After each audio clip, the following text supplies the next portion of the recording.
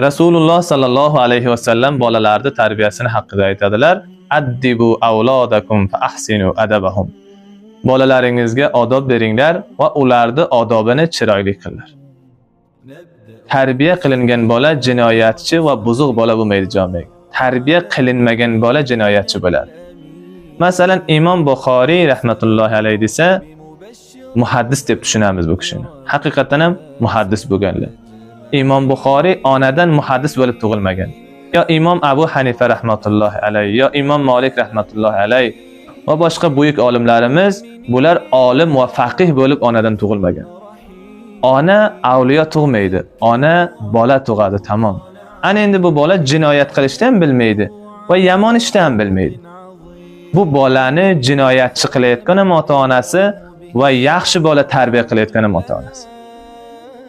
Agar aytsa ota-ona avlodini, o'z bolasini jinoyatchi qiladimi desa, qiladi. Albatta qiladi. Tarbiya bermasin, tamom. Bolaga tarbiya bermaslik uni jinoyatchi bo'larga yetar. Masalan, siz bozorga boring, yaxshi xarajat qiling. Ya'ni yaxshi go'sht oling, piyoz oling, boyinjon oling, hamma masalai degni oling, ketiring, buni bir qozonga taylang, og'zini ham mahkam qiling, alavda ham yaqing, hech og'zini ochmang. Bu molga berayotgan atalatsalar. Bu degani siz ham avlodni tug'ib yo tug'izdirib, buni tarbiyasiga qaramasangiz, bu jamiyaga bir jinoyatchi bola bo'ladi, bir buzuq bola bo'ladi, bir qimorboz bola bo'ladi bu.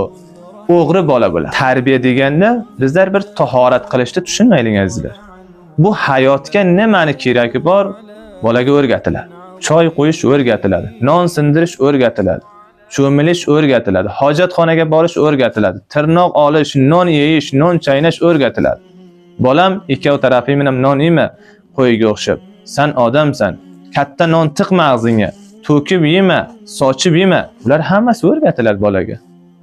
Qarang, yangi tug'ilgan bola 2 yosh yo 3 yoshdan keyin odatda dasturxonga qo'shilishni boshlaydi. Ana endi bu bola o'sha oila, o'sha muhitga qarab tarbiya oladi. Agar o'sha oila, o'sha muhit nosolim bo'lsa, hech vaqt o'rdan tarbiyalik bola chiqmaydi. Masalan, qaraydi, uydagi kattalar qo'llarini yuvmay non yeyapti. Bu bola ham shunday bo'ladi. Yo bir qarasa otasi, yo onasi, yo amakisi, yo akasi tirnoqlari o'sib ketib, ichi kir holatda o'ltigan, bo'ldi, bu bolam shu bo'ladi. Uydagilar bismillah demasin nonni boshlaydilar, bu bolam shunday bo'ladi. Uydagilar kattalar bir-birini so'kib gapirsa, bu bolam shunday so'kib gapiradi. Uydagilar odobli bo'lsa, bu bola odobli bo'ladi. Uydagilar beodob, betarbiya bo'lsa, bu bolam betarbiya bo'ladi. Bu hayot qonuni o'zgarmas qonun. Qarang, temirni eritsangiz temir tushadi va misni eritsangiz mis tushadi. Bu degani avlod ham shu ota-onani erindisidir.